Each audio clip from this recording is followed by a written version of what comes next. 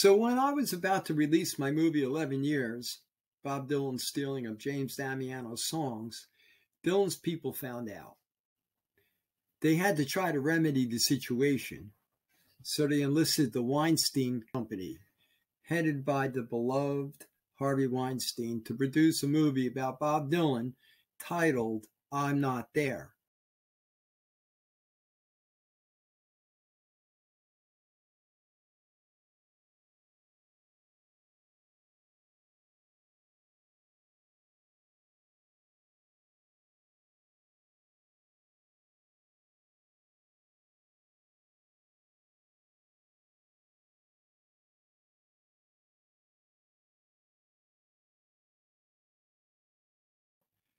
It was their way of creating a diversion. The title was purposely worded to be confusing. Dylan was played by 4 different actors to make the movie as confusing as possible.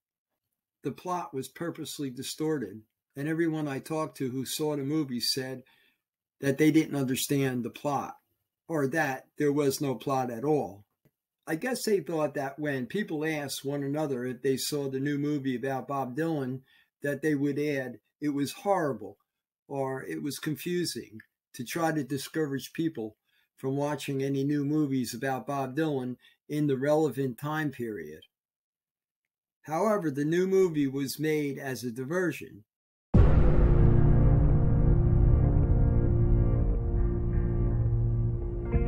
People are always talking about freedom. Freedom to live a certain way. Of course, the more you live a certain way, the less it feels like freedom. Me? I can change during the course of a day. I wake and I'm one person, and when I go to sleep, I know for certain I'm somebody else.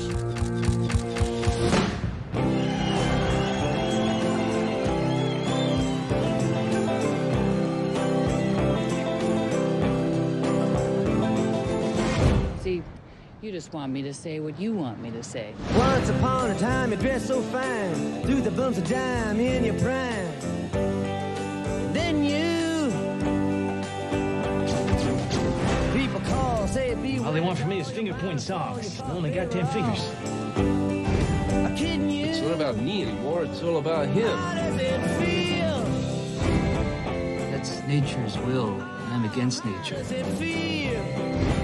Could have swore you was an older man. Well, it used to be. Much older.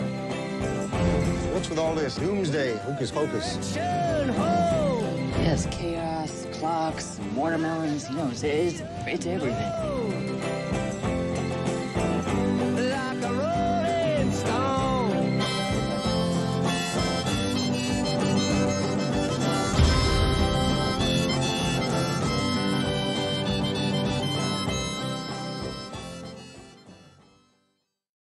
The facts of my lawsuit were not at all confusing. There were 50 hours of videotape depositions that incriminated Dylan.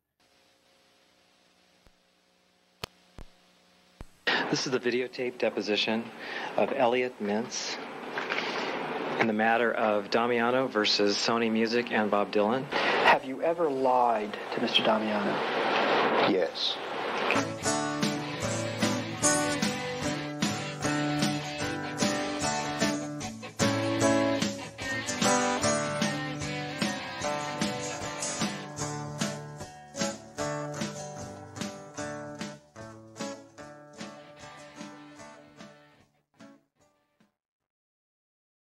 Many times, but on those occasions when he would ask me, could I pass on something to Mr. Dylan, I may have said to him, I'll try and pass it along, 4 words to that effect. Fingerprint on a Not piece yours. Somebody else's, sir. Such as the defendant. that never crossed my mind. There would be no way that the defendant's fingerprint could ever appear on a piece of paper that came out of my fax machine and went directly into my file cabinet. Thank you. And would Mr. Dylan, on occasion, meet with Mr. Mintz in person? Well, yeah.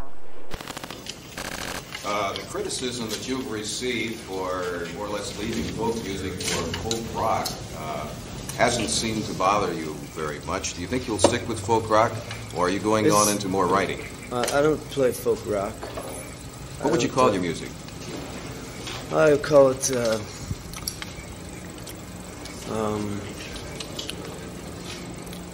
I like to think of it more in terms of vision music. It's mathematical music. Would you say that the words were more important than the music? The words are just as important as the music. There'd be no music without the words. Which do you do first, ordinarily? The words. Do you think there will ever be a time when you will paint or sculpt? Oh, yes. Oh, sure. Do you think there'll ever be a time when you'll be hung as a thief?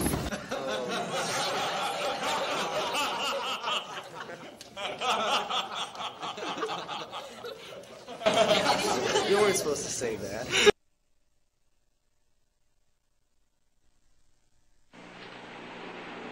This is the videotape deposition of Elliot Mintz in the matter of Damiano versus Sony Music and Bob Dylan. Today's counsel, please introduce yourselves and state your appearances. Stephen Kramer for the plaintiff. Warren Snyder, and soon to be joined by Stephen Hayes for Sony Music Entertainment and Bob Dylan. We are on the record. Would the court reporter please swear in the witness? I do.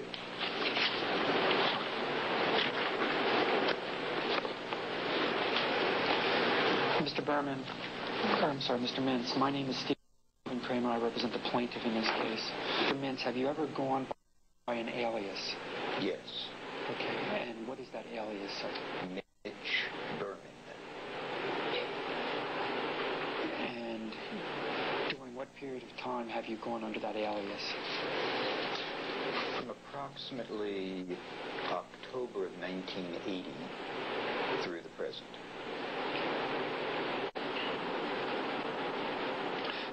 What is your profession, sir? I'm a media consultant. And how long have you been in that profession? Since approximately,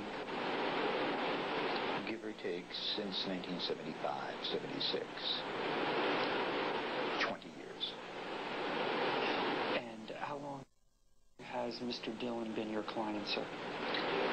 Since, I believe, October of 1986, approximately 10 years. You've spoken with Mr. Damiano? I have. Okay. Have you ever lied to Mr. Damiano?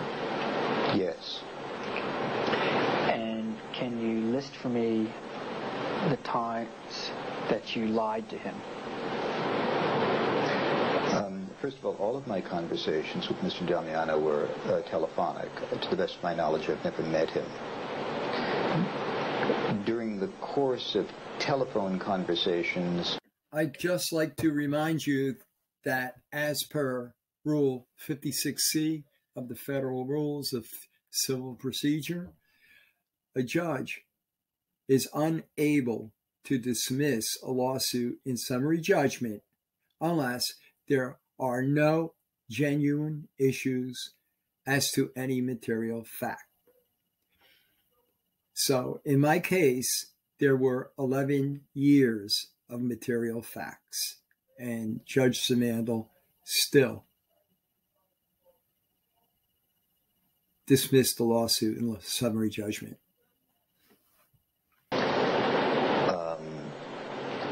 Many times, not many times, but on those occasions when he would ask me, could I pass on something to Mr. Dylan, I may have said to him, I'll try and pass it along, or words to that effect. These would be the, and of course, my name. By using the name Mitch Berman, that was not being truthful. Those are the only specific, quote, lies or mistruths that come to my mind immediately, even if it seems out of context. Sure. Under the subject of mistruths spoken to your client, course of these telephone conversations, he would frequently ask me to pass along information, ask questions about Bob, or to Bob about him.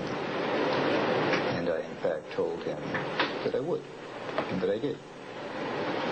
And when I use the expression "pass along," that's a phrase that I use to suggest passing along information verbally. Expert testimony from a musicologist who graduated magna cum laude from Harvard.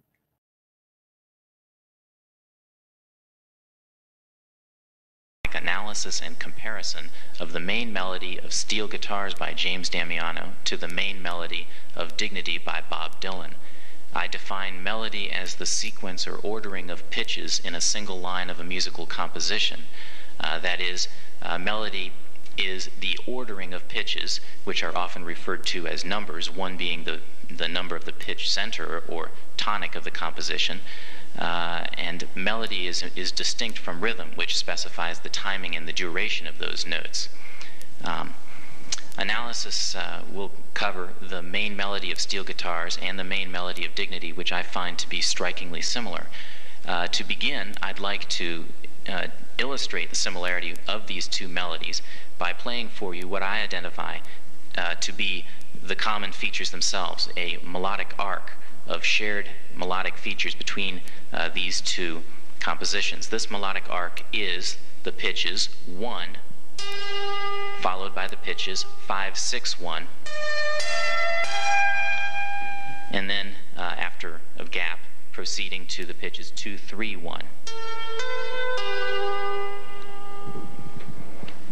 These pitches constitute what I call a melodic arc in that they bear with them something of the character of the melodic phrase, starting with 1, ending with 1, proceeding in certain patterns in between, particularly the 5, 6, 1 progression in between, and the ending with the 2, 3, 1. There's a kind of a melodic character to this arc, more than just a set of shared pitches. What I will be doing shortly is I'll be leading you through an analysis, allowing you to hear. Let's go back to the Jones Beach concert, if we may, to the time when you offered the tickets to Mr. Damiano before the concert actually took place. Okay?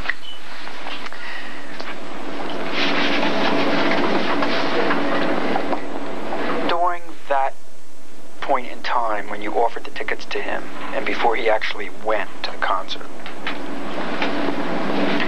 did you ever say to him or suggest to him that maybe he should bring some of his songs with him? No, I did not. Do you deny saying that, or is it you just don't recall one way or the other? I deny suggesting to Jim that he bring songs along with him. I did, however, concur with him when he asked me, do you think I should bring my songs with me? I said, sure, why not? What could it hurt? Tons of correspondence between Dylan's entourage and me. 11 years to be exact. Blatant admissions of guilt by Dylan's own witnesses, and they had no evidence to protect themselves with other than a lying lawyer, Warren Snyder, and a compromised judge, Judge Simandl, who I'd like to talk about now. I could tell that Dylan's lawyers and Judge Simandl were equally as powerful. Dylan's lawyer drew his power from clients he represented, such as the Clinton Foundation, Anderson Cooper, Goldman Sachs, Harvey Weinstein, Mark Zuckerberg, NBC Universal, and Chevron in the Ecuador oil spill. Snyder was trying to fry me on the stand by lying to Judge Simandl about me.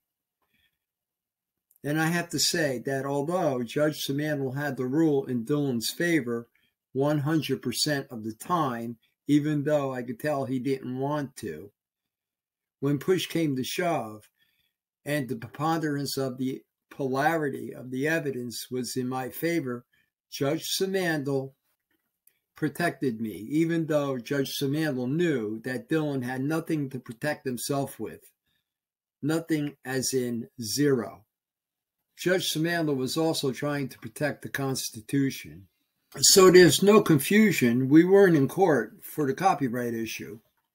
I was on the stand for being in contempt of Bob Dylan's federal gag order designating all discovery materials as confidential, which I disobeyed for 26 years by being on the internet.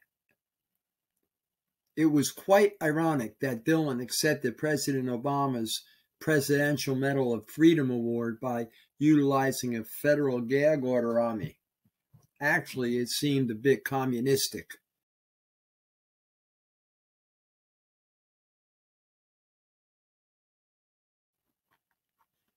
Also, Dylan never produced a musicologist with any scholarly credentials to refute my musicologist's music analysis. Music is finite. Musicologists can listen to a melody line and identify the notes to a definite conclusion. Finite means like 2 and 2 is 4. Finite means it's conclusive. There's a conclusion. I apologize for being condescending. Some people might not know the definition of finite. With all Dylan's money, he couldn't buy a musicologist to refute my musicologist's analysis of the music. Since music is finite, a musicologist with any scholarly credentials would not be able to lie in court because they were taught and educated at a college or a university in which they represent.